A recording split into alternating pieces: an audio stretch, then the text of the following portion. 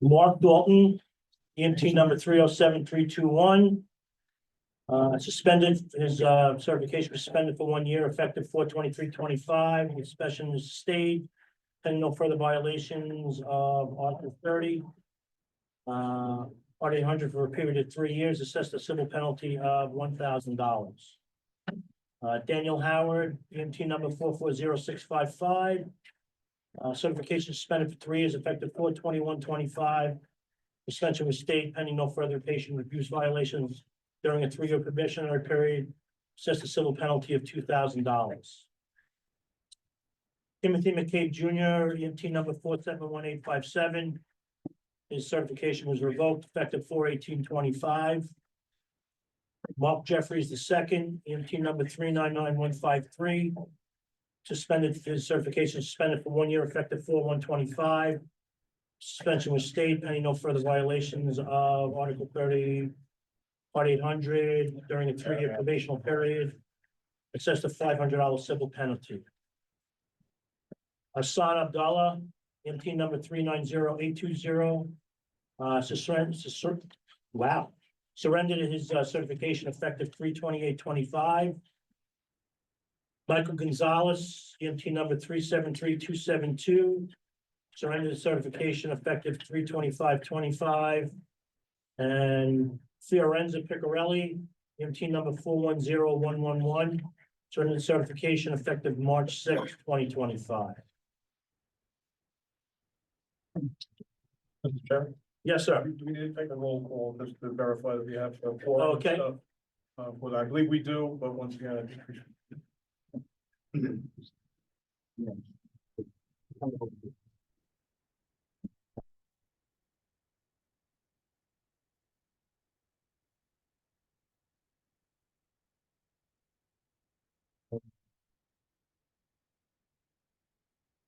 David Keller is here.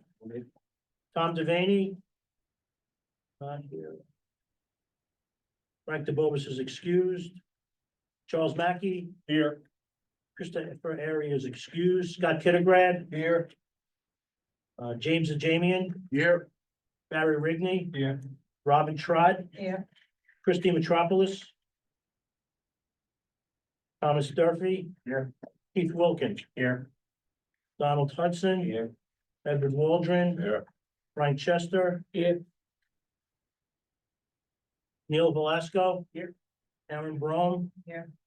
Andy Simone. Dr. Tamara Bloom. Carolyn Kelly.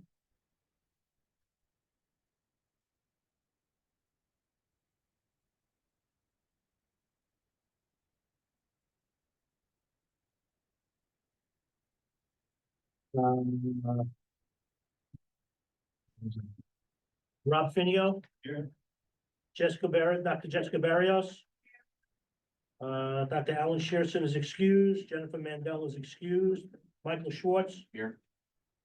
Robert McAvoy. Present. Dana Cordopasso. Here. Kevin O'Hara. Here. Alina Nix. George Martinez. Dr. Arena Gelman. Dr. Vic Politi. All right, I believe we have a quorum.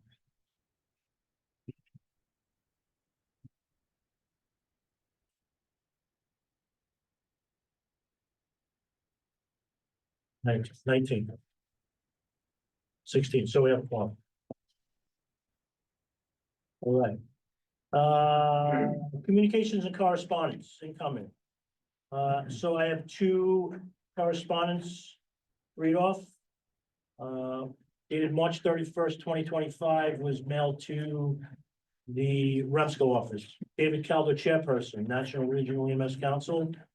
Subject, formal notice regarding executive committee meeting practices, legal counsel vote, and pattern of financial decisions outside public view. Dear Chairperson Calder, I'm writing to formally express concern about the ongoing practices of the REMSCO Executive Committee, particularly the recurring use of closed-door meetings and financial decisions conducted outside the public eye. These actions raise serious compliance and ethical issues, and I'm compelled to bring them to your attention for immediate corrective action. I'm also informing you that I have received a formal advisory opinion from the New York State Committee on Open Government, COOG, which confirms that both the Executive Committee and the Executive Subcommittee are public bodies subject to the full requirements of the Open Meeting Law, OML. Time 5. No, I'm not done, sorry. Before each regularly scheduled REMSCO meeting, the Executive Committee meets. This is a pre-planned meeting and noted on the agenda such as REMSCO Executive Committee meeting. Not open to the public, Executive Committee members only. These meetings are not publicly noticed beyond this agenda note, are not open to non-executive council members or the public, and occur without a vote to enter into executive session or cited legal basis under the Public Officers Law 105. No minutes or recordings are made available. This recurring deliberate practice is unlawful. When a quorum of a formally established committee meets to discuss public business, is legally a meeting, in quotes, under OML 102, Section 2, and must follow all transparency requirements of the law. While the Executive Committee may not take formal votes during these pre-meetings, the outcomes are often shaded there and then presented to the full council with limited context. Most recently, the committee introduced a motion to approve $5,000 for legal consultation, citing vague concerns involving the program agency. The motion passed during the public session without full documentation or a clear explanation. Several members raised concerns, and I have since sought clarification from COOG. This is not an isolated issue. In prior instance, the Executive Committee authorized the purchase of embroidered promotional ball caps, costing several $1,000s without prior approval from the council. The expenditure was disclosed only after the items were distributed. Council members were later asked to approve the expense retroactively, and requests for records regarding vendor selection, procurement, and payment have gone unanswered. These actions are inconsistent with proper fiscal oversight and good governance. I am now in receipt of a March 31st, 2025 advisory opinion from the New York State Committee on Open Government issued by Senior Attorney Christian L. Smith, which states, quotes, in our opinion, after reviewing the REMSCO bylaws sections pertaining to committees and subcommittees, both the Executive Committee and Executive Subcommittee are public bodies as defined by OML. Therefore, meetings of each are governed by the requirements of the OML, including notice, in-person meetings, public attendance, minutes, and procedures for executive sessions, close quotes. This confirms that REMSCO's Executive Committee and Subcommittee must fully comply with OML. If a quorum is present and public business is discussed, meetings must be publicly noticed under OML 104, entered into executive session only via public vote with a valid reason under 105, and documented in accordance with 106. These rules apply regardless of whether a formal vote is taken. This is reinforced by the court case, Weatherax v. Town of Stony Point, which held that potential litigation or vague concerns do not justify a closed-door session unless legal action is actually pending or reasonably anticipated.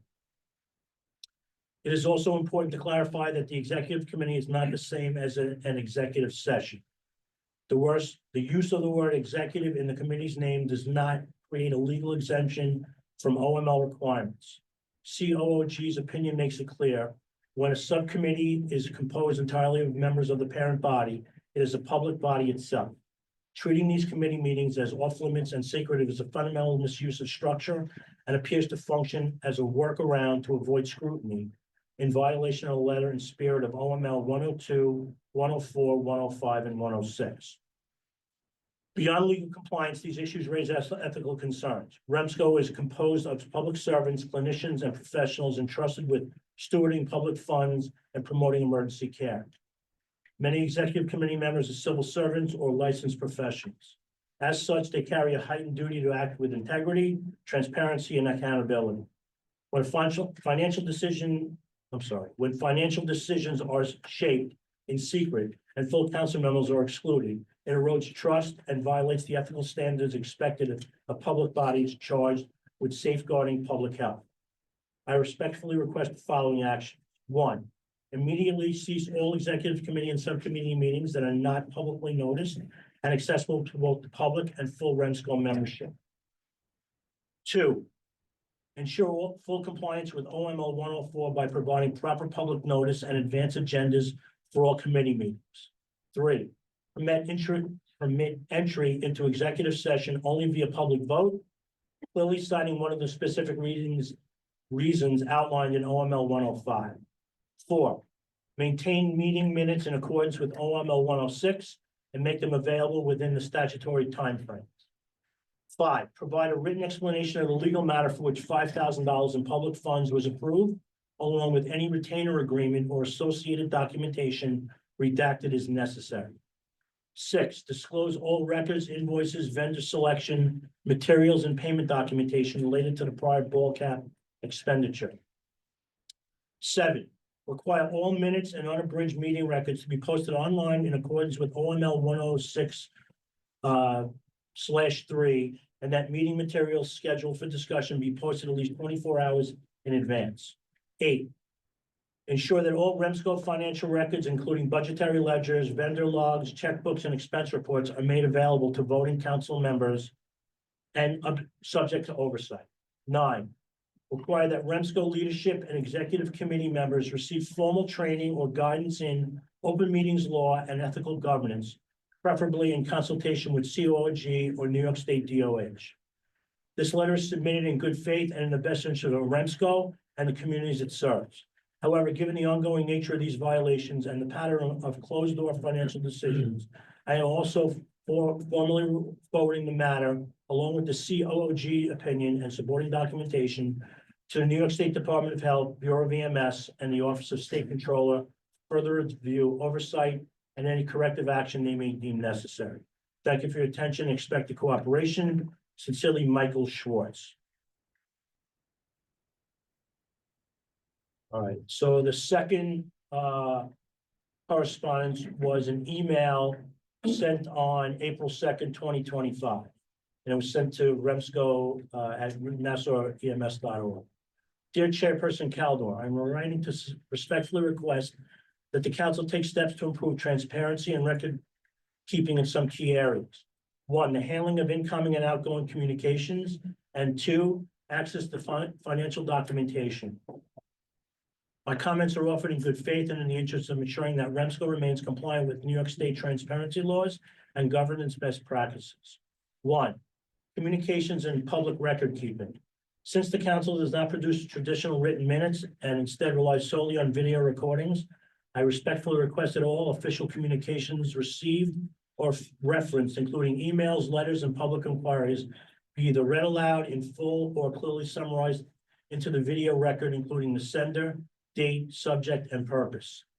As outlined in Public Officers Law 106, minutes or their video equivalent must provide a clear record of any matters discussed, especially those influencing decisions. If communications are not entered into the record in some form and there is no written summary or attachment, they effectively do not exist for the public, which creates a transparency gap. Additionally, under Robert's Rules of Orders, correspondence addressed to the body should be either read, summarized, or referenced by vote. Bypassing this process means that there is no way to trace what communications were considered, what was excluded, or how the council business was influenced. I also note that simply listing letter from agency or email from public in the agenda without context or access to the content does not meet the standard of informed discussion. 2, financial transparency and document access. While the treasury report is presented orally at each meeting, the public and voting members do not have access to the underlying financial documentation, such as invoices, receipts, or payment records, vendor selection details, ledger reports, or bank reconciliations. According to the New York State Freedom of Information Law and related opinions issued by the Committee on Open Government, these documents are considered public records unless exempt and should be available upon request for council review. Reading financial summaries aloud is not a substitute for proper record keeping or public access to actual data. Transparency in final operations is essential for trust and accountability, especially when state and public funds are involved. Request. In advance of the next meeting, I respectfully request that all communications intended for the council be included in full or summarized clearly on the public record.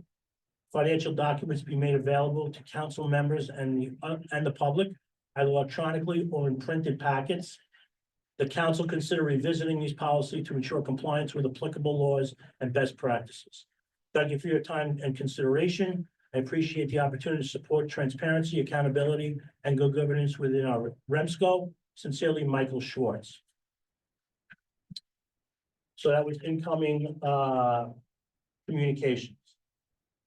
Do I need a motion on those? I don't believe so. All right, outgoing communications. Both of these, this letter and this email were both forwarded to the New York State Department of Health EMS Division of Legal Affairs for clarification. They were obviously written by an attorney. I am not an attorney, and I am looking for guidance from the Division of Legal Affairs. And so as soon as we get some guidance from the Division of Legal Affairs, we will address them to the rest of the council. Any questions? Okay, moving on. Officers' reports, my report.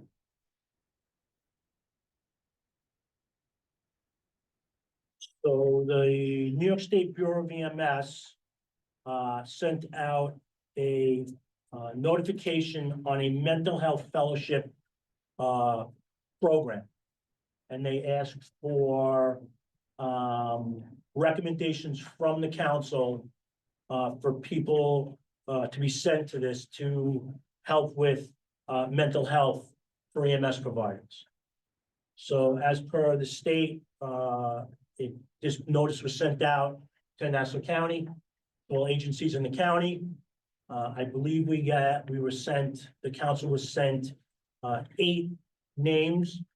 The executive council came together and talked about the people that had sent in resumes and letters of recommendation, and 2 were picked. So the state allowed us to pick either 1 or 2, give 1 or 2 recommendations. So the council decided to pick 2 recommendations because based on the people that were attending the meeting, we felt that both were qualified. So one is Michael Phillips, and the other one was Mary Jo Stuparich. Did I say her name right? I apologize if I. Yes. Okay, yeah. So those names went to the state as recommendations for the mental health fellowship. Okay.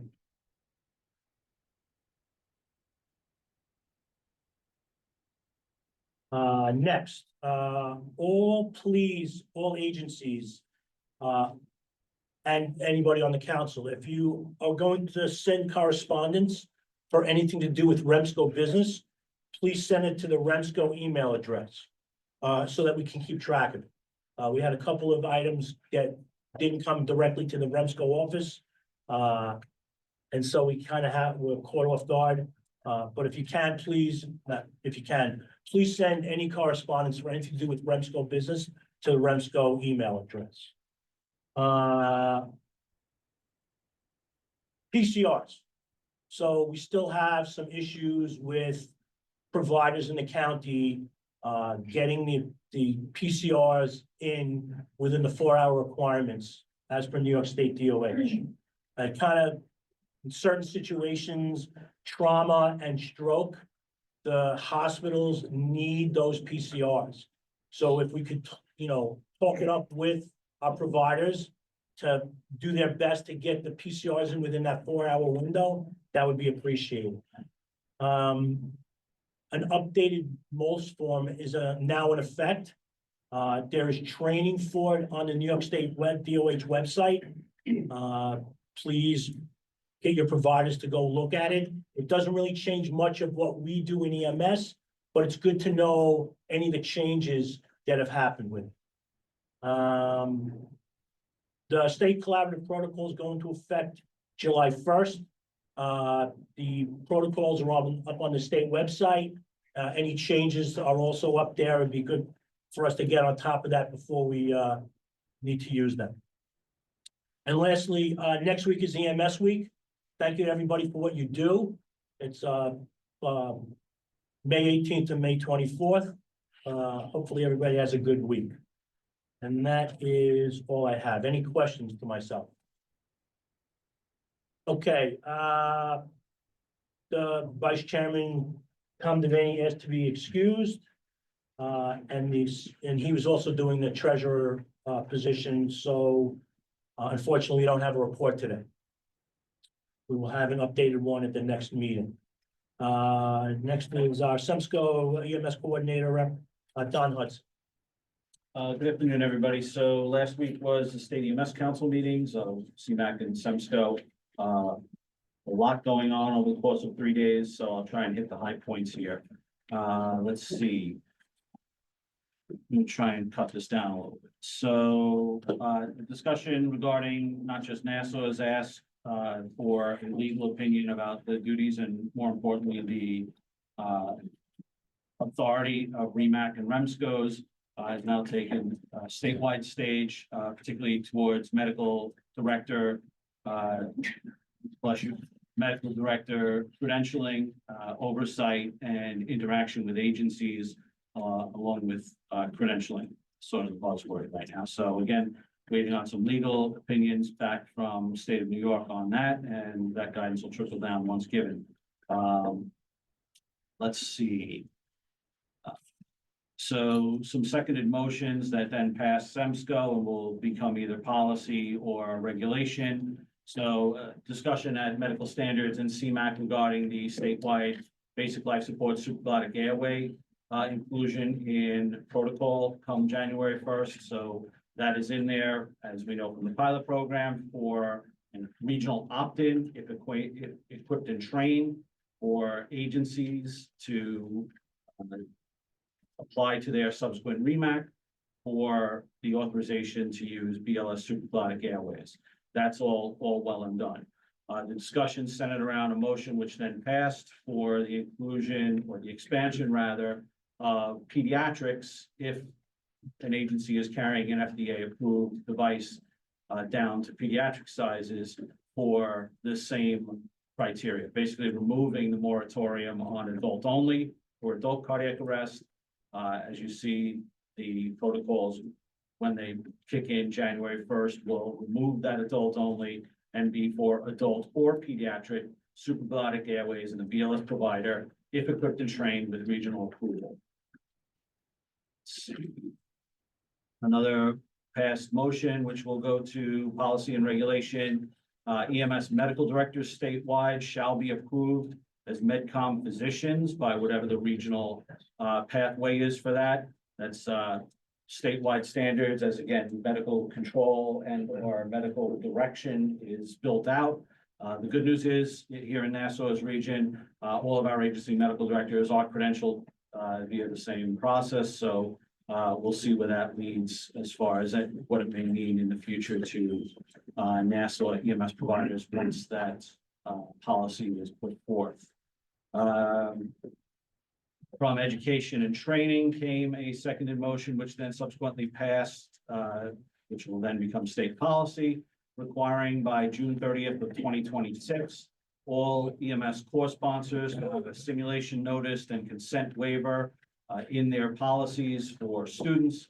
This centers around, as those of you watch the discussion, basically, you know, we all probably got into class understanding that we may be asked to lay down on a mat and act as a patient, and then, you know, have somebody do a mock physical exam over our clothing. That seems to have escaped some newer students, and obviously in the world that we live in, you see where that rabbit hole can lead. So in an effort to not only protect students, but also core sponsors and businesses, that policy will be coming out. And then lastly, from the Finance Committee, who's statutory tasked with making budget recommendations for the next fiscal cycle to the Commissioner of Health.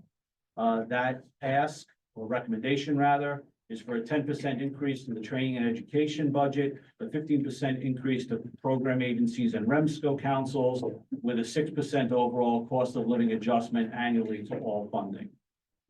Lastly, towards our region, just while everyone's attention, as we're waiting on an actual seated RTAC member. RTAC meets on 6/4/25. On their agenda is the recurring topic of tranexamic acid within the Nassau region. And new on their agenda will be discussions about pre-optimal blood administration. So as always, happy to take questions, and that's all I have. Any questions for Administrator Hudson? Okay. Committees, REMAC. Dr. Shearson's excused, Dr. Google. Thank you. So a couple of things. We had another resignation from the OPAC. Dr. Jatinder Singh submitted a formal resignation, which was received reluctantly. We received letters for membership to the medical control tag. An email went out this morning. And then we're trying to establish a meeting, which will be in the coming weeks. E-Bridge was discussed. The volume is just continuously going up, which is fantastic. The PCR data, which was discussed. Dr. Newbert was formally elected the secretary of the REMAC for the interim portion of the term. And I guess it doesn't count towards his limited, non-restricted running, should he choose to run again when the elections come up in December. And then Dr. Silver was formally appointed the chairman of the QAQI committee by the QAQI committee members. I don't have to talk about protocols, that was discussed. Let's see. I'll let you guys talk about quality and airway.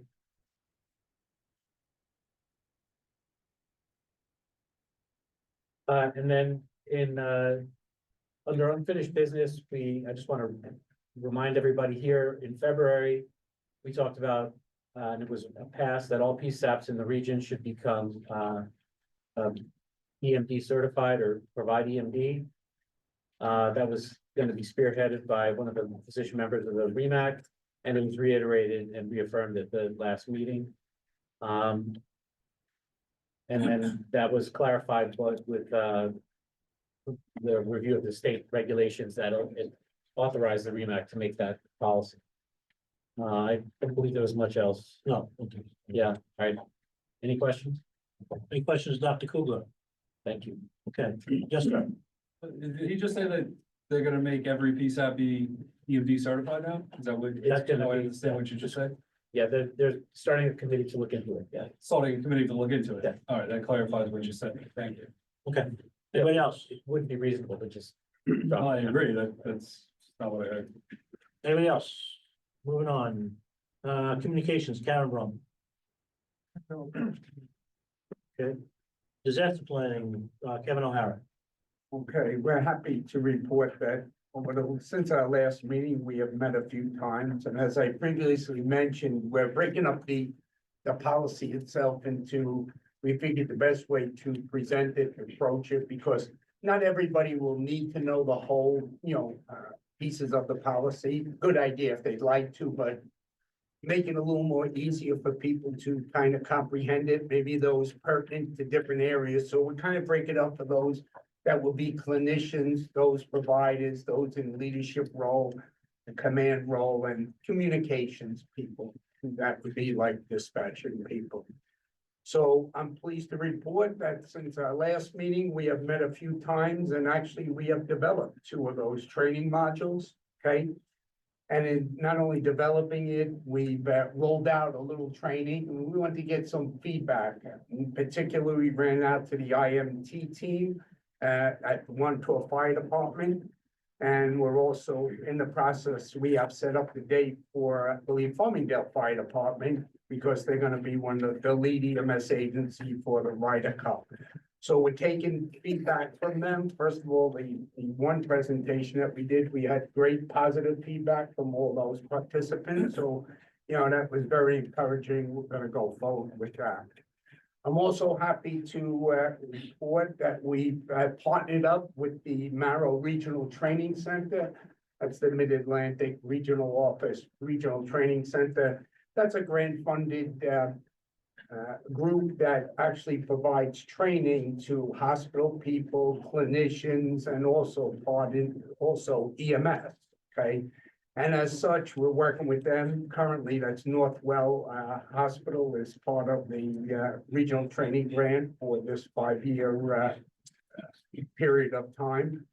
So one of the advantages there is we should be able to take our training modules when we develop them and put them on a learning management system. So naturally, REMSCO don't have one, Nassau County in a way don't have one.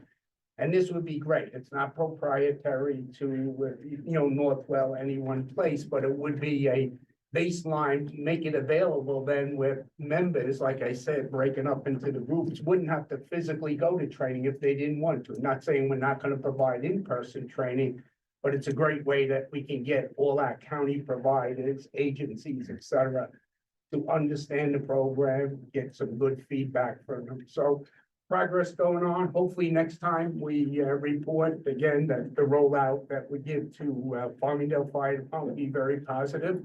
And hopefully we'll maybe have some training modules developed for online learning management system. That's enough. Yeah, that's enough. Yeah. Okay, any questions to Kevin O'Hara? Education and training, Ed Waldron. Good afternoon, everybody. Up in the REMSCO meeting, leading off from Don, the Bureau is putting together or finalizing regional training plans. So that all the regions can have the same format that we use for different training plans. The one thing they've been pushing out is for reimbursement. The funds that they're getting, students are not filing for the reimbursements that they're entitled to. The push is for the newly graduated or certified paramedic students. All of them within the past 2 to 3 years have received an email saying they are eligible for state reimbursement. The catch to that is their agency has to file for them. So if you have a paramedic that has come to you and said, I got a letter from the Bureau of EMS, it's for reimbursement for a certain amount of funds. They're not making it up. They really did get the email. Please reimburse for them so they can get it. It goes along with the push that they're trying to do. They sent emails out to students, asking, or surveys, I should say, asking them to explain how they paid for their courses, how they paid tuition. Were they fully funded by their agency? Were they partially funded? Did they pay it themselves? And they got a decent amount of return back for that data, but during the REMSCO meetings, and it was shown that they didn't account for the students that paid their full tuition up front. However, they had a contract with their agency, and after 1, 2, or 3 years, they got reimbursed a certain amount of money. So that wasn't taken into account. So they're going to send another, looking to send another survey out to the core sponsors to see if we can shed some light on it, and possibly to agencies to see if they can shed some light on it. There's just a lot of different parameters that can go into it. But they really are trying to make education more affordable and give the students the money. It's sitting up in the Bureau's, bank account up there and finance, and they're really trying to get it out. There's scholarships that are going to be available through the regions for paramedics. There's different internships that are out there. The Bureau has made it very, very easy for a student to file a VOM or the agency to file it with them.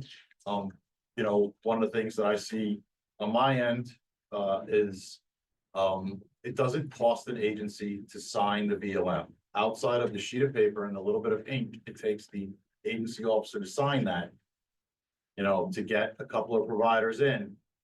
If you sign 5 VOMs and you keep 2 out of those 5, it's 2 more EMTs riding your ambulance. Okay. A lot of them are more restrictive. They put contracts in place. They want them there for a year. They want this. The goal is to get the providers out on the street, as many as we possibly can, and increase, the workforce and the volunteer force as we can to serve our communities. Err on the side of good faith, and that the student is not trying to game the system. But we can just advocate that, we can do it, or the course itself, there's no cost to sign that VOM to them. Whether there are other arrangements for textbooks or stuff like that, that's between the student and the agency, but there really is no cost to sign a VOM from the state standpoint. So please do that. I know I haven't said it before. Yes, The EMTCC certification is sunsetting July 1st of 2027. There are only 2 more bridge classes left. All right, they are scheduled for October 16th, 2025, ends February 4th, 27. And the final bridge program is scheduled for March 5th, 26, ends June 3rd, 2027, which will give you just shy of 4 weeks to get your certification before that CC certification sunsets. And that's all I have. Questions to education? Can I just add one thing to my Yes, sir. report?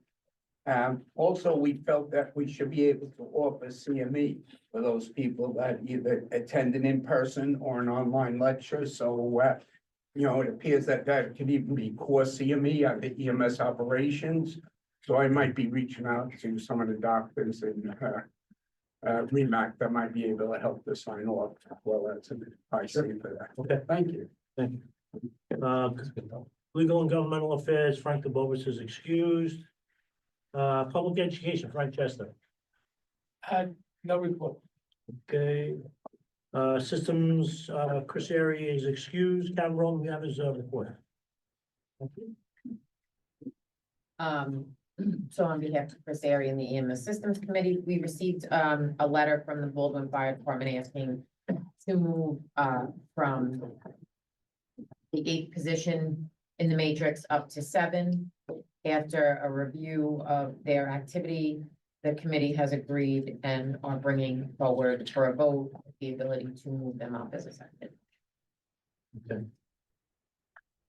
So we'll do that under new business, right? No. New business.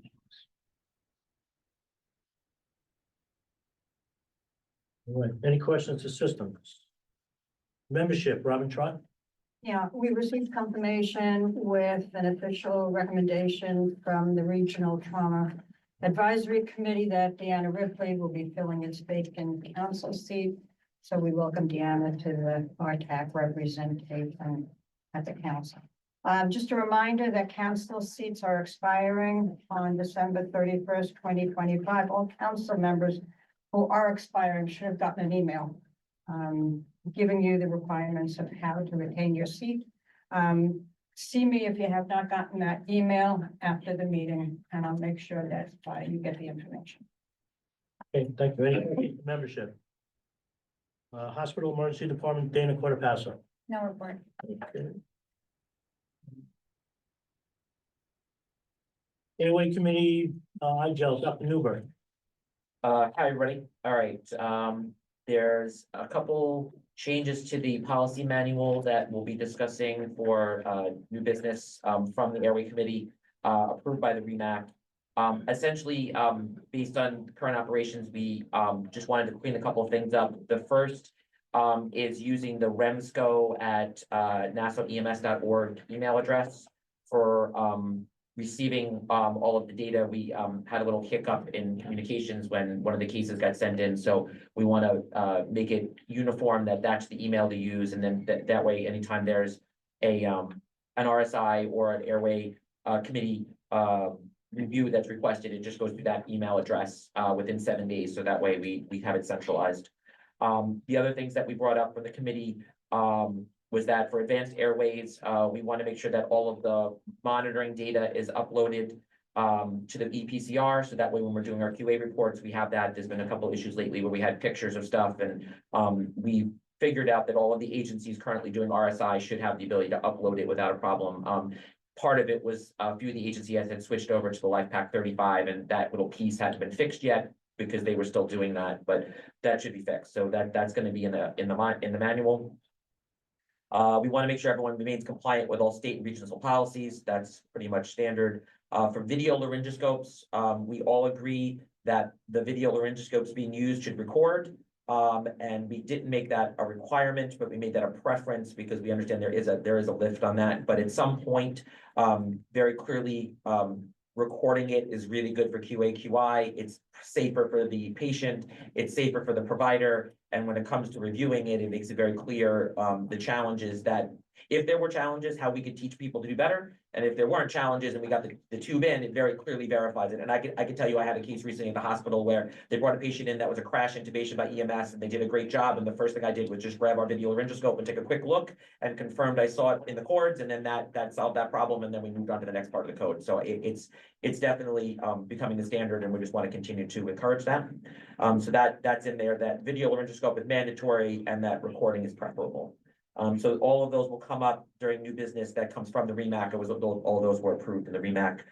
Don, I think you handed out the policy manual with the changes, right? Or Yeah, that's, does everyone? yeah, the policy manual with the arrows in it that everyone has a copy of. Those are the changes that were approved by the REMAC, and we're just asking that the REMSCO, So we'll get a second on the new business. yes, correct. We added another RSI medic, Charlie Picoli from Glen Cove. And for quality assurance, we had two successful RSIs.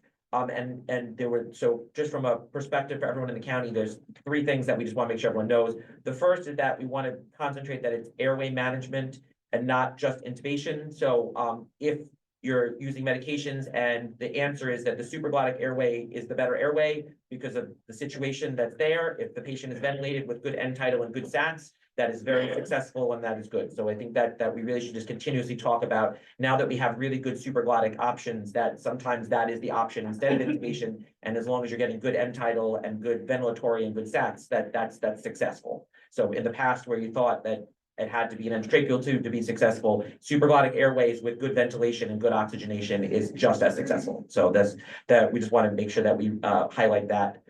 If anyone is pre-oxygenating with the end tidal nasal cannula that's connected to the end tidal, they only max out at 5. So a normal nasal cannula, if you're doing by pre-oxygenation with an end tidal and a non-rebreather, you can crank that up, but the one that's specifically set for end tidal only could go to 5 because that's the way it's designed. So if you need additional, you should just put another nasal cannula or a non-rebreather. So that we discussed that.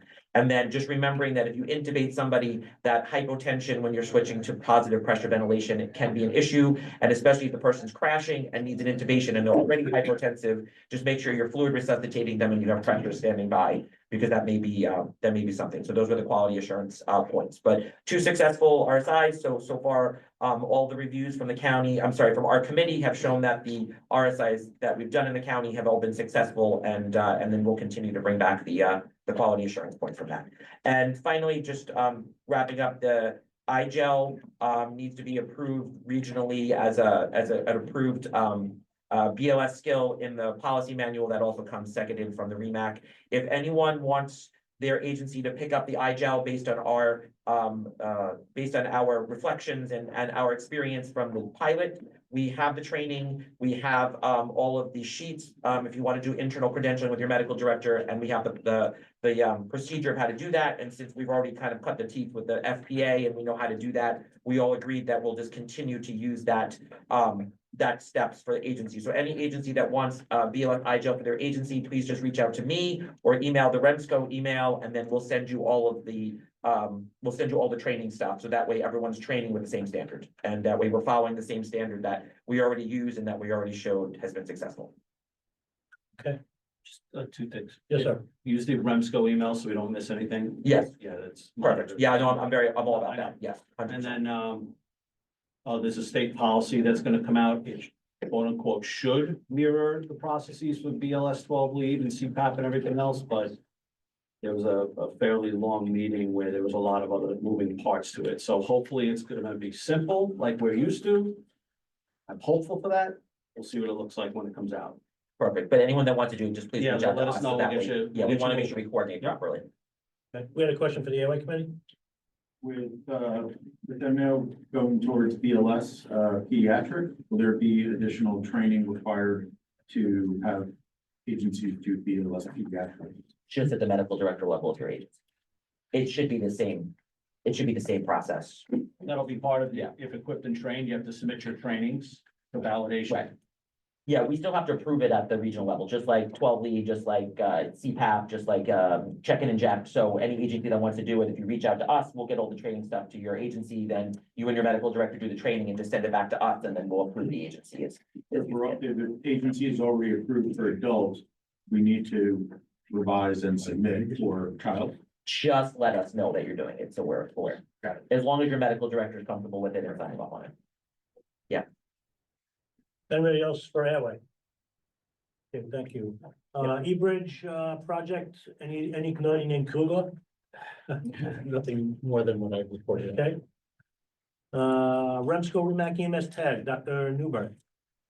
Nothing, we talked to Chief Utero earlier about some thoughts, but there's nothing, being acted on at the moment, so, still out there being discussed, but nothing forward. And do you want QAQI from Dave, because he had to leave? Do you want his? He said he did not have anything. Oh, he just gave me a few things. if you Oh, want me to- fantastic, okay. If you want- Yeah, guys, Okay, Dave Silver he said had he to didn't have- leave, he couldn't stay for the main meeting, we saw him earlier. He just wanted me to reiterate from QAQI that they're working on recentering the committee to looking at quality for everyone in the county, so that way okay.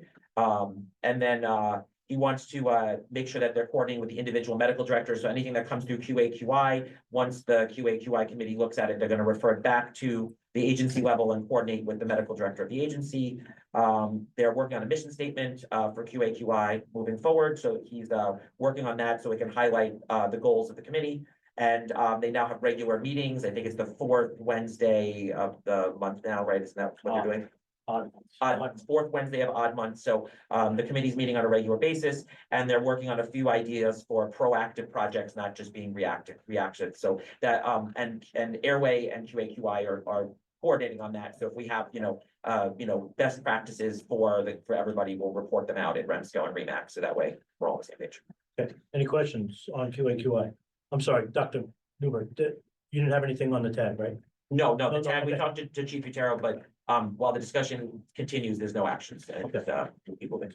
Ex-Chairman Mackey, do you have any report on Memorial? On a memorial, yeah, I sent an email to H2M, my contact over there. Going to, we had reached out, as we said, to the fire commission on multiple occasions, once again, to see about a coordinated funding stream, once again, to do a first responder, fire and EMS memorial. And they've chose to go a different way on that. So I reached out today to get a meeting with the committee members that attended with Pat Stone over at H2M. I spoke to the vice president of H2M and stuff this morning. He's fully on board with it, working with us to develop a design. At which point, once again, we can go out and see about funding. We have a site available at Eisenhower once everything is set. I've already spoken to the deputy commissioner and stuff of Nassau County and Eisenhower Park. And there'll be more to come. Hopefully, we're gonna have a meeting before the next meeting in June. That's where it stands. Any questions on the monument? Okay, old business. So an update on something I brought up at the last meeting, communication we had with the old program agency. I made contact with our attorney, is looking into what the situation is, and I will have a full report at the next REMSCO meeting. There was also a motion or request from ex-chairman Mackey at the last meeting on the county usage report. We had a meeting today with Chief Utero. So basically, what's going on with the agency, the county usage report is there hasn't been any new meetings. Basically, they did all this work and the county, and this is all on us. This is not just them, it's an us thing. There really has not been much discussion about this report. So basically what the report is, what Chief Utero told us is, this is a way for us to improve the quality of care that we provide to county residents. This is about us all working together to meet the demands of getting an ambulance, the appropriate ambulance, to the appropriate patient in a timely fashion. And there's been no buy-in by any of the agencies. Well, that's not 100% true. I think he said there was 2 agencies in the county that actually actively pursued using crew force, which is one of the ways we can start providing full coverage for the county. So I think, at the next, so I'm gonna take this on myself. I think I'm gonna do some research when I have to, for the next meeting about how we, the collective we, can get together and start trying to make use of something we already have. It's a really good tool that's gonna let us, all of us know where the ambulances are in the county. And so if we have a situation or an assignment where we're light on ambulances, it's gonna help us get an ambulance, an appropriate ambulance to that patient quicker. If anybody is interested in helping me do this, please let me know, because I think this is, like ex-chairman Mackey said, this is an important topic. They spent a lot of time and effort on this report, and we really haven't, all of us, have not really used this. I'm gonna go out on a limb and say a certain part of this was not done by our county legislators. I think they should be helping us, but in lieu of that, I think, at our level, we can try and get together and move this forward. On that, Dave, I'm hopeful that once again, looking at the budget, once the budget is officially passed and stuff, and some of the recommendations that were placed in the budget for regulatory reform and stuff may help to spur that with the county, see what happens. Any questions on that? Okay, moving on. New business. Excuse me? Yes, sir. There's other unfinished business that was left off the agenda. Such as, The last meeting I asked about the survey that was put out regarding meeting times. You told me it was 50-50. We discussed it at this meeting. Remember we sent that survey to all you're right, everybody? and I apologize. I totally missed that. I did not do anything on that. I apologize. I know. Can we discuss that now then? Sure, I don't have the results of the I survey. don't have the result in front of me. Okay. I mean, at the last meeting, you said it was 50-50. That's what ex-chairman. I Mackey don't, said, I will, so. so I will make sure that I get all the information together for the next meeting. And That meeting will still be at 2:00 though on a Wednesday. yes, Do you have a proposal? Because I think it would be proper to poll our quorum and see if we can get a quorum if we change the meeting time. That's always been the big hiccup, is if we miss quorum, nothing happens. right. Well, that was the purpose of the survey, but we don't have nobody, I don't know who the survey went to, but nobody has the results of the survey. Well, reported is 50-50, right? That, Yeah, but that, I don't have, so I don't have any, All right, so table it. What do you I don't want? have I any believe the document. survey, I thought I'll that's what we check did on last that. I believe the survey was sent out to all of the council members as well as the alternates and stuff on that. I don't have the actual with me at this time and stuff, but I will. All right, we I will will, look we into will have it at the next meeting. Can we table it until the next meeting? as long as we talk about it at the next meeting, I guess, We will. yeah. Okay. Was there something else? Not under old business, no. Okay. New business. We need a motion for the RTAC seat. I don't think so either. I was just looking through the bylaws. It seems like if there's a at large, then the council needs to vote. Other than that, it's a designated constituency. I think it's up to them, right? If I read this correctly, I'll read it to you. There we go. A reading from the book of bylaws. Article 3, section 3. Midterm vacancy may occur, shall be filled by the appropriate constituency. If the position is at an at-large position, recommendation shall be made to the council by the membership committee and approved by majority vote of the council. If a constituency fails to designate a representative to fill a vacant council seat, this position may be deleted or granted to another constituency, including at-large, upon approval of the majority vote of the council. Council may deem midterm vacancy to have occurred if it comes to the council attention that a council member rather, has ceased to be an employee member of the constituency unless the constituency indicates in writing their desire to continue the member as their representative. By law, a member will be deemed to resign from the council if their residence ceases to be within the region. Then section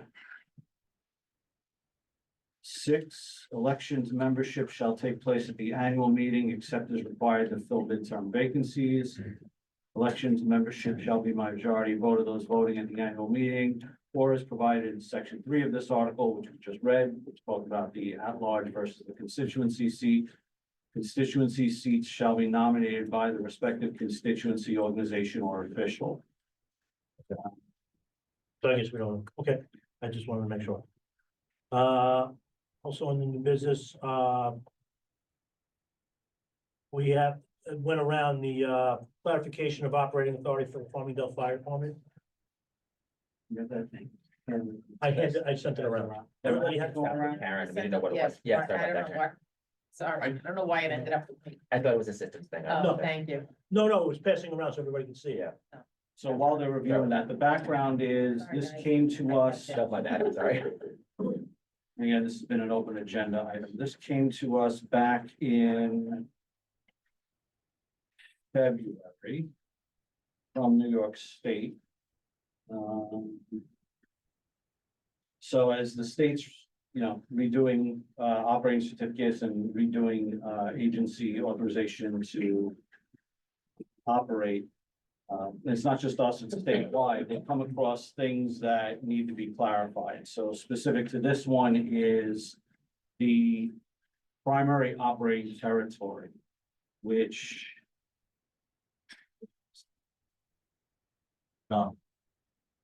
It basically didn't like vicinity in our paperwork. So we had to take that out and we put the incorporated village and then the North Fire Protection District that we cover in Farmingdale Fire Department under the town of West Bank. 30-some years, we had vicinity in there, so we had to literally change all our paperwork over the last couple of months. So yeah, the holdup is, the question came to light is.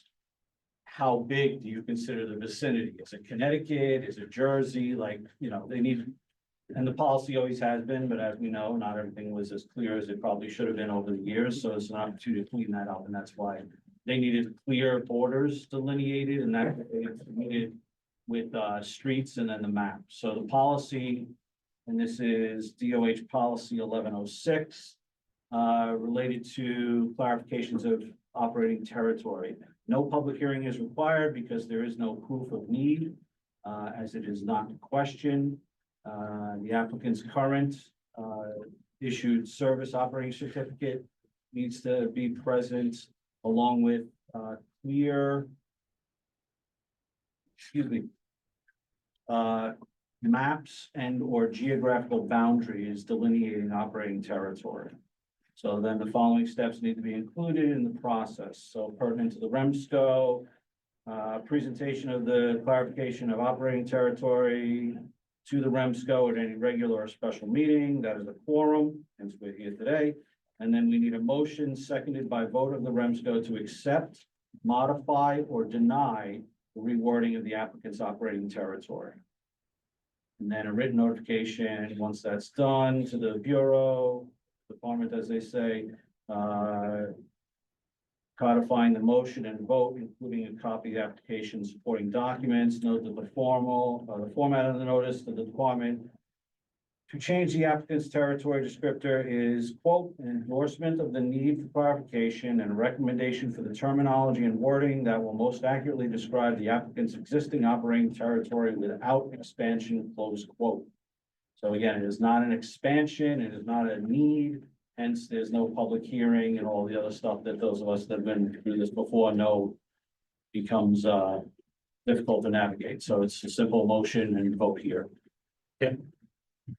We get a motion to accept, the paper. Second. Okay, all in favor? Aye. Any opposed? Abstentions? Okay, so moved. Now that map, yeah, we can back on. Yeah. Yes. We have a request from the Bolton Fire Department to, I think we need a seconded motion.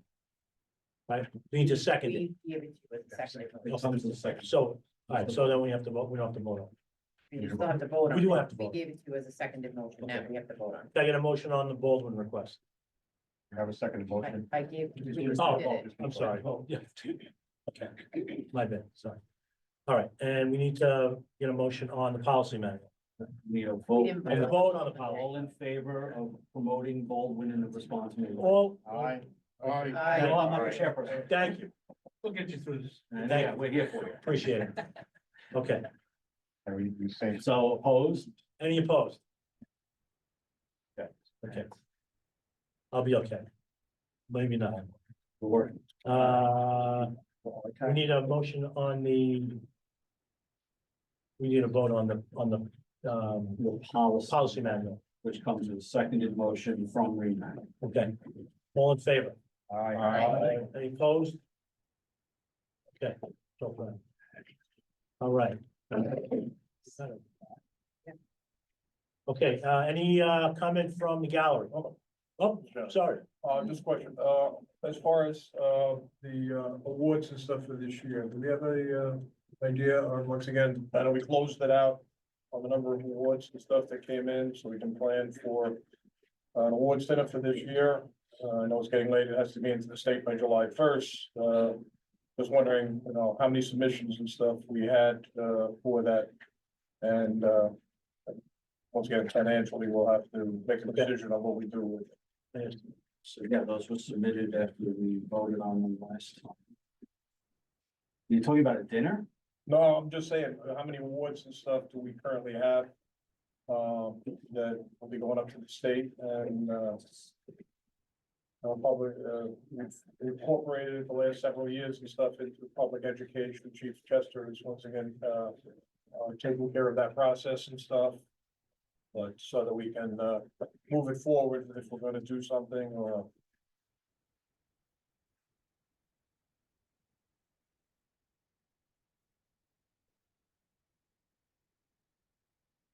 We've had very few submissions this year. That's, yeah, like I said, I was extremely, I don't think. it's disheartening, once again, that we don't recognize our own people. We sent out With notices awards and like stuff 4 with times that.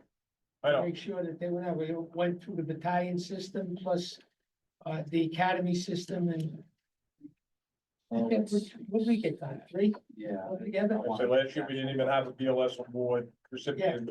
it was just, horrible. Well, we, The Yes, but recommendation nobody that sent even it in. came in, which is a shame and stuff that our own agencies are not recommending or are not recognizing our people and stuff for the great work and stuff that they do throughout the year. And that plays into what do we do with a dinner and stuff, as it's already gonna be June by the next time we vote and stuff on that.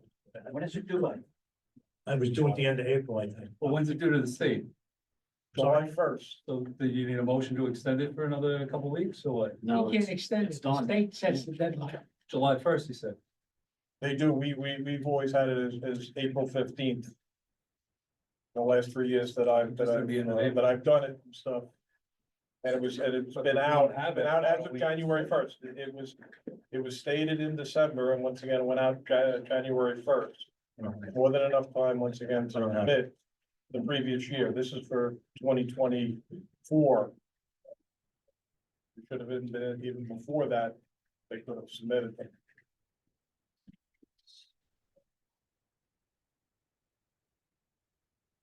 So was also a state portal where people could submit directly and then that would kick back to the regions. I do believe that that state portal has a different date than our Nassau REMSCO date. Yeah, that's. Yes, depending on the.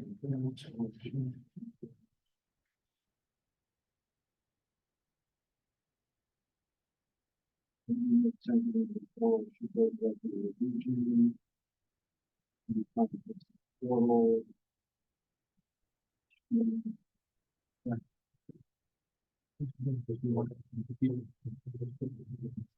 So 2 awards were updated to the state portal yesterday, didn't get any sort of regional notification that someone uploaded something.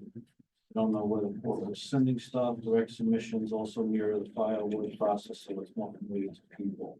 That was in April. So. 2 awards from the Nassau region to New York State. And when did the council vote on which ones we were sending? I think we only got 2. That's it. Oh, so they were They two weren't separate. contentious, Two yeah. separate fields. There was no, they were automatic winners. So then if the open fields, why don't we extend the ones that we don't have any applications for to see if anybody comes up with something in the next couple of weeks? We have till July 1st. I don't see why we would. I get it, it's been out since January, but you know, maybe. You know, somebody didn't get the notification. Take it. If you want a motion, I'll make one. I just bring it up as a question, once again, what do we do if we only have 2 submissions and stuff, as far as a dinner and stuff with that, so that's. So I'm confused. Are we talking about a dinner or are we talking about? Well, award submission? The dinner thing, we already, The nominations and stuff for the awards and stuff. So that we can allocate and make a decision on whether we hold. the Well, we dinner already- or Once again, So you, we're talking about dinner then? well, I'm looking at just a question of how many submissions came in for this year. And Two. how many, 2. So therefore, I guess that. Yes, that's not the original. I'm sorry, April 15th was the due date. yes, And we've confirmed that all the agencies are receiving the information to the right locations. it's where all the information goes. It was all out some You know, it's- coordinated It report. comes from us and the state, so it's not like. I mean, we can make an extension, I wouldn't go, what's the July date? July 1st, alright, so maybe, I would only accept the ones that we haven't already That's the submitted. thing, that's I'm sorry. I would only put out the ones that we didn't submit already. If they submitted 2, right, obviously leave those 2 out of what we're taking out. I agree with you. You want to then exclude people that could put in? No, No, because they missed the original deadline, but if we're not That's not my submitting intention. something, we should submit we something. already- for You the want, ones you we don't have want We already submissions put in for, for those for categories. position, for For the vacancies. the vacancy, Yeah. right. What Alright, are so- the vacancies? Which ones were submitted? I don't have that meeting, I'll have to look, right? Who submitted them? Donna, when you said 2 were submitted to the state, are you saying they were submitted directly to the state? No, that's For from the region, council. Or that we sent? Two, Okay. right? We voted on this here at council. And those were sent to the We state have a after that vote on meeting. sending them, was that the meeting before this meeting? Yes, So do we have minutes from that meeting? The recording's up on the website, From the meeting before this meeting, I'm saying. all of them, all the recordings. No, the ones that happened at 1 o'clock, those minutes are on the The website? executive committee, Yeah, that's not a public meeting. well, but that's what I'm asking, because I don't remember us voting on sending any applications at the last meeting. That was voted on here at REMSCO. The last meeting happened before the April 15th. Would have been after. We Yes, can, it would have been after the April 15th, and there was no meeting. So that's why how do we vote on Right. sending any applications if the meeting was before? We were just told that the meeting happened that the award recipients received. Maybe I'm missing something. The Public Education Committee. That, and We once had again, two they determined. submissions, that's it. There was no competition, there was no reason for us not to send them up. We sent them up, period, that's it. Right, for which categories? I don't remember, I don't have it with me. well, hold on, let's pause the meeting while I look. So if you want us to resubmit it, we'll look it up, find out which 2 we awarded, and we'll send out another flurry. But that's gonna leave us like next to no time, if we get any, to look at them.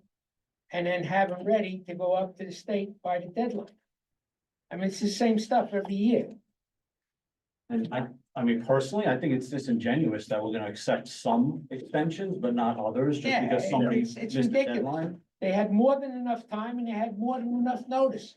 So we submitted, wrong one, blank form.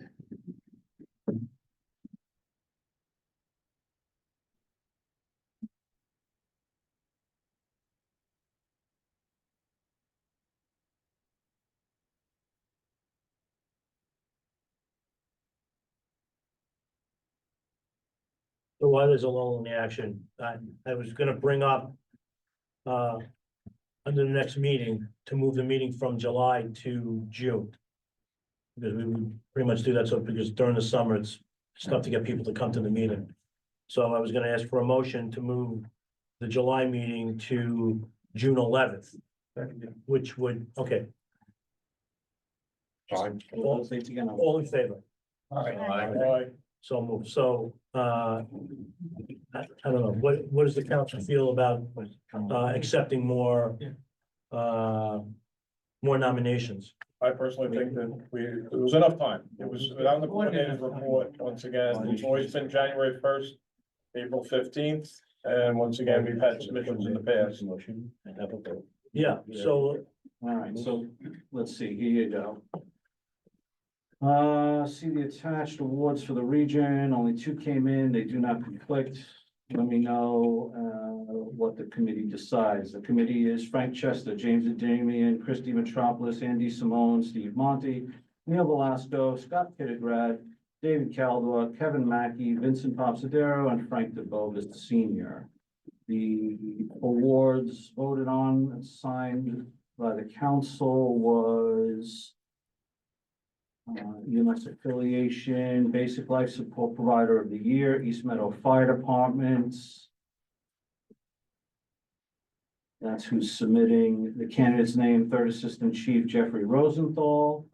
And then Agency of the Year, EMS Agency of the Year, New Hyde Park Fire District. Candidate's name, New Hyde Park Fire District. Those were the 2 awards sent.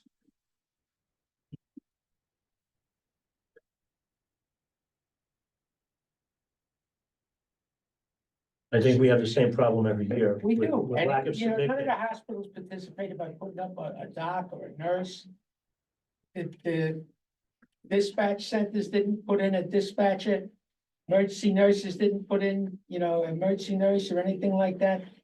Did you say Steve Monty's on the committee that submitted that?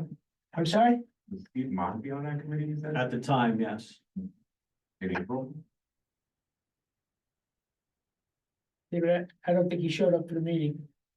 He's been off the I don't think council. he's here. He's been replaced since then, yes. That's from the 2024 committee list. It's just 2 quick things. Number one, I'm on the committee. I never knew we had a meeting on it, so I never voted on it. But number 2, you know, they had plenty of time to get the stuff in, make a motion. Whatever's done is done. Everybody else, you snooze, you lose. I have a motion on the floor. Second. I'd just like to say, excuse me, because my comment comes before this one. I have an email to Nassau for an award for an individual. There was no correspondence to me, but I sent it the way I sent it last year, where I did get a correspondence. So I sent an award request. And it was dated April 11th, before the deadline, and I have no acknowledgement. To the I'd love REMSCO to web- send it to you again, just. No, to the REMSCO website? To the REMSCO email, excuse me. Yes, To the sir. REMSCO email? Yes, sir. Okay. So now you got 3 awards. This one went squeak by, and if there's a mistake on my end, we'll find out, but. April What 11th, level you was said? it for, Scott? Sorry, it was for EMS instructor of the year.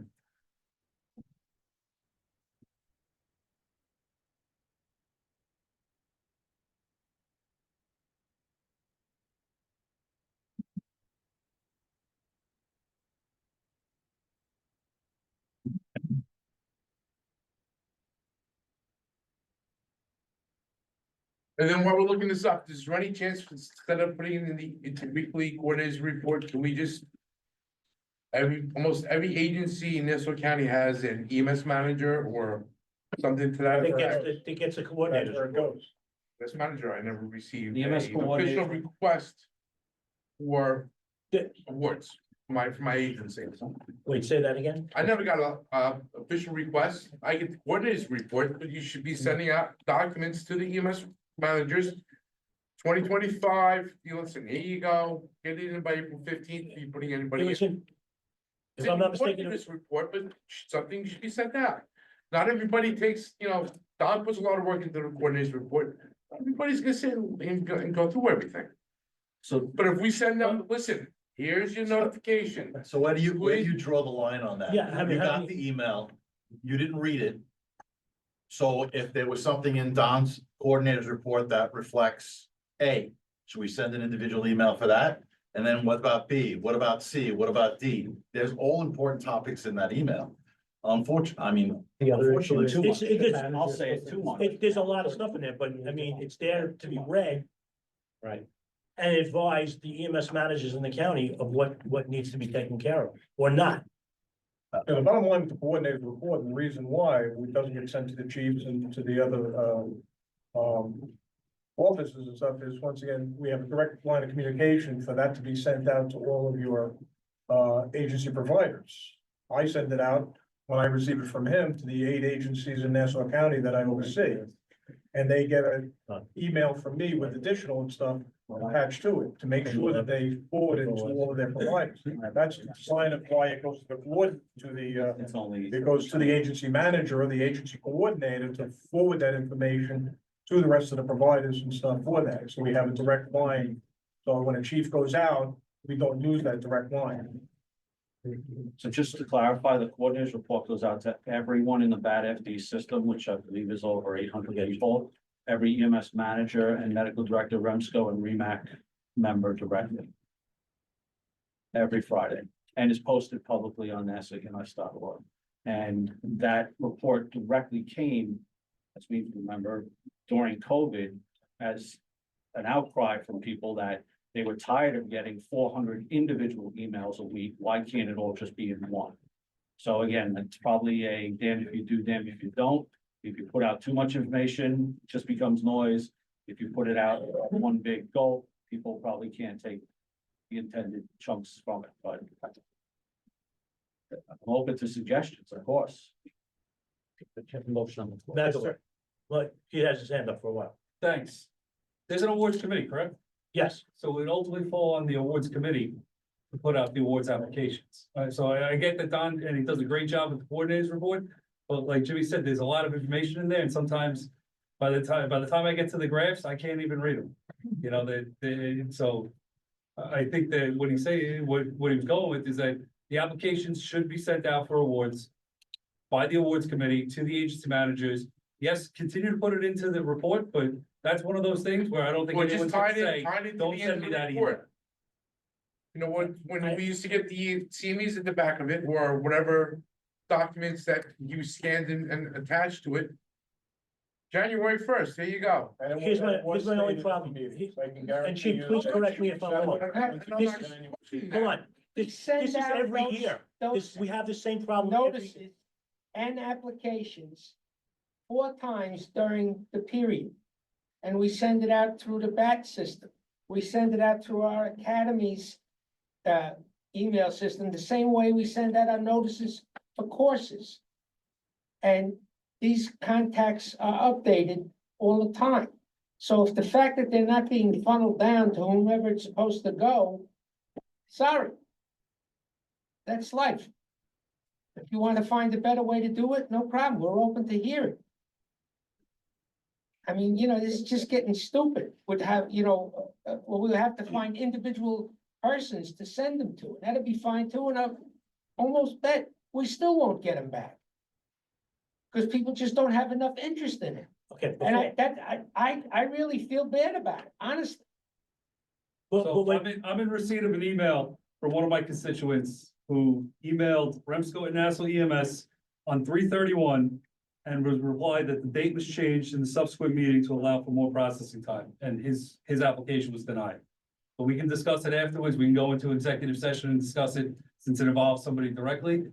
But obviously something's going on here that the dates either are all over the place or not, but this is what I was just sent by, I guess maybe somebody was watching. Okay. So, These emails should also be on the communications if they're from the official National EMS website and they're being left off. And this would really clarify the record. Oh, forward. Can you forward that email to REMSCO? So I have numerous correspondence with REMSCO, most recently a credentialing one, and no one signs any of the emails coming back. Like, can we, I don't know who they go to, I don't know who I'm sending them to, but. okay, I've got let's stay on replies, let's stay on one topic. Let's stay on one topic. Yeah, let's vote on his motion. Okay, so we have a motion on the floor. Do I have a second? What's the motion? The motion on the floor. What's your Well, I motion? think it was just basically you snooze, you lose motion that you had 2 in. You didn't get it in on time. That's it, Okay, just the so we have two. a motion on the floor. We have a second. I had a second. Second. Again, but I don't think we'll be able to get into the state in time Okay. to be able to do that. All in favor? Aye. Opposed? Nay. I oppose it. One, I'm sorry, if you oppose, 1, 2, 3, 4 opposed. This is gonna shut up the guys that are sending the things in. Any discussion? Yes, sir. These two individuals have been identified as putting in requests as timely, they were putting timely. in the school. We're learning right now. We need a motion to consider those. How do The we ones that handle- were, how the do we ones, handle those the that ones that, have been brought to our attention that the ones that have been brought apparently to our were attention. attempted to be submitted? The and motion fell was through we the weren't cracks? accepting anyone past the deadline. Right. If they have the email saying they was submitted before the deadline. Right. That covers it. Then that's then different. they're covered. That's what I wanted to bring up. I'm not part of the motion right now. I just want to ask a question. Yes, sir. It was disclosed that two awards were received. Yes, What recommendations? well, Yes. we just found out that there were two more. Okay, so then, it was before, We it have was, an acknowledgement that they were received. No, Right, but if you have proof of the email. Yes. if you have proof of the date email, on then it, we're not if gonna you have discard, the then we're email not with gonna date on it, we just can't disregard. deny Forward that. the email to Forward me. the email to- Yeah, just send it, can you send it again? date is on there. If the date is on there, the date is on there, then it's before the So I cutoff think the date, then, process works, the disclosure is made, everybody knows, we have the meetings. I just think that some things must have gotten misplaced. Whatever. Thank you very much for the work that you're doing. Letting us know time and again, but we need to have correspondence back that you received those awards somehow. what? You're talking about what? Now, When I said something to REMSCO, as you just heard, sometimes I get correspondence, sometimes I don't, and whenever I do, there's no name attached to. no, I understand that, but Okay, we're talking about the awards thing. yes, I sent something in, I never got anything back. Okay, We received this. Okay. So for those two, it did. So let's see, I'm just looking at the public website, so the January 17th EMS Coordinators Report. On page 15. Nassau Regional EMS Council. Awards performing for awards performed during the 2024 calendar year. All awards must be submitted to the region, not directly to New York State. The only exception is the EMS not an Innovation Award. All awards must be submitted via email by March 1st, 2025. Email remsco@nassauems.org. Then the awards, New York State EMS Awards Rules and Regulations, 1 through 4 are listed, along with the awards categories. There's 1, 2, 3, 4, 5, 6, 7, 8, 9, 10, 11 awards, plus the Innovation Awards. So that's 12. And then there's in the embedded link, applications for New York State EMS Awards may be submitted here. That link then takes you to the state portal, which bounces to the region. And then there's the blank awards form, 2 pages for that. Through page 20. So for that EMS coordinators report contained that communication, page 15 through page 20. And that existed in there through, what was the date? Let's see, March. So the website has our region listed as April 15th on the Department of Health side. I don't know if there's a typo somewhere, but on the portal website. 14.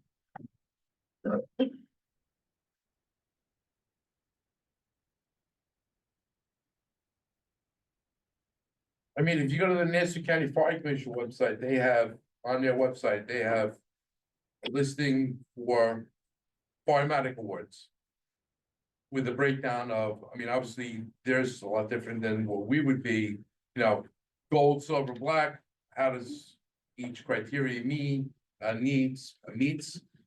And obviously, with the fire commission, it's, if you're gonna submit it, you have 90 days before the, 90 days after the incident to submit it, otherwise, they tell you, so if it's in 91 days, they tell you, sorry, it's gotta be 90. Contact your rep, stops the clock and submit it, and this is right online. So, I mean, So that we existed, could probably do the same thing with the REMSCO site. I'm sorry, that existed in the EMS coordinator's report through. This is the February 28th. date. So that appeared in there for all those reports, and again, distributed as we said and posted publicly. So whatever the council wants to do, I'm just saying, Don, what was the deadline you said there? all awards must be submitted via email by March 1st, 2025. That's the first time we've heard March first at all. It's in the posting, it's not the first. Who voted to change? April 15th was what I said as the chairman, once again, for the committee to receive the reports, to give them 2 weeks to meet, and once again, to submit it to the council to get it to the state by July 1st. It takes time for the state, once again, to upload all this information. So when Now, did once again, March first come in? So they said it as March 1st, it's not in the bylaws, but once again, you had all of 2024 to submit any awards and stuff for any providers and stuff that are out there. I just want to clarify the date. This is only for 2024. So we had 2 submissions before, if you say March 31st of providers in this entire county.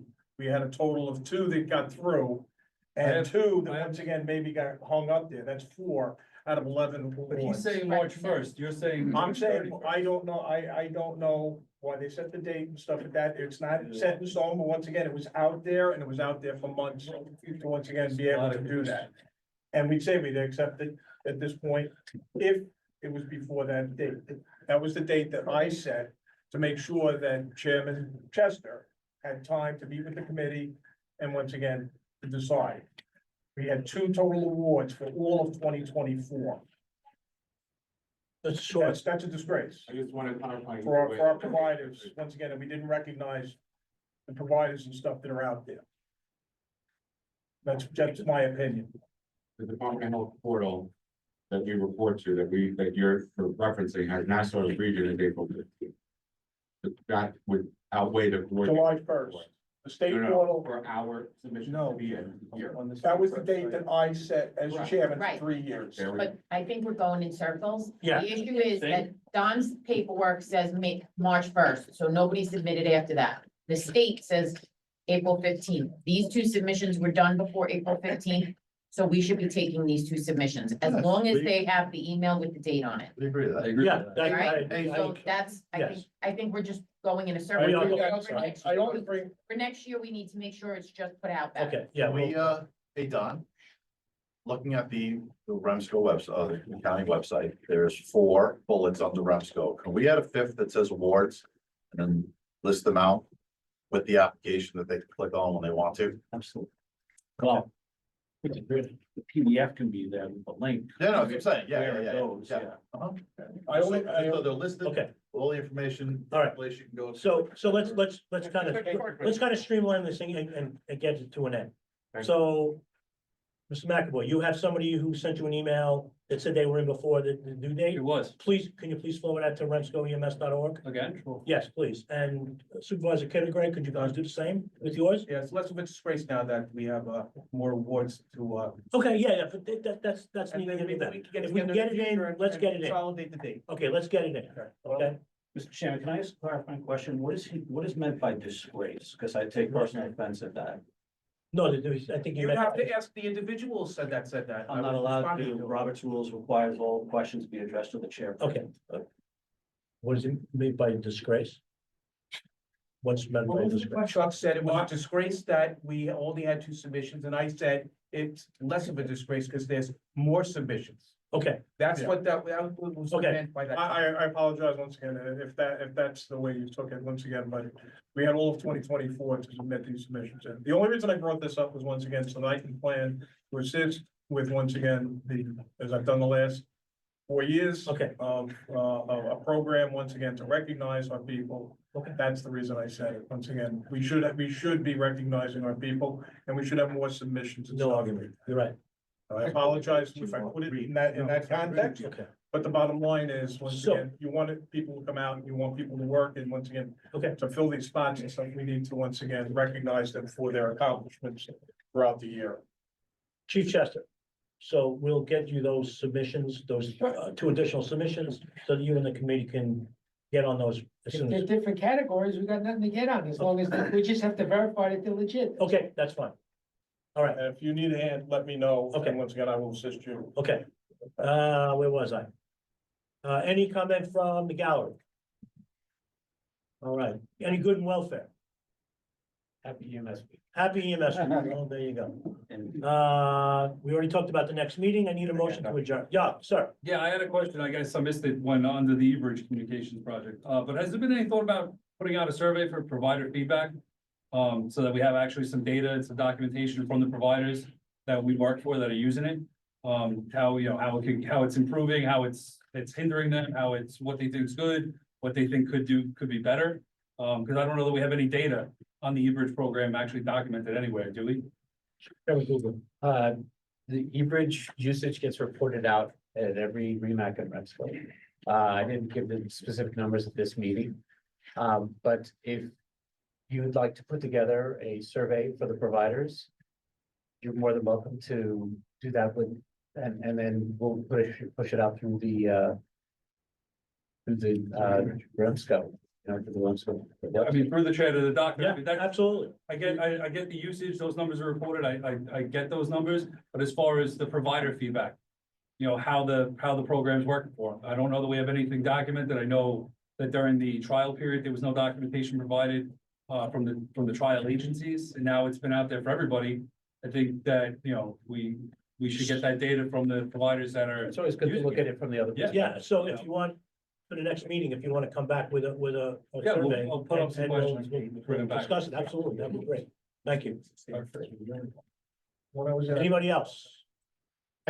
Motion to adjourn. Adjourn. Okay. All right. I extended it 15 days.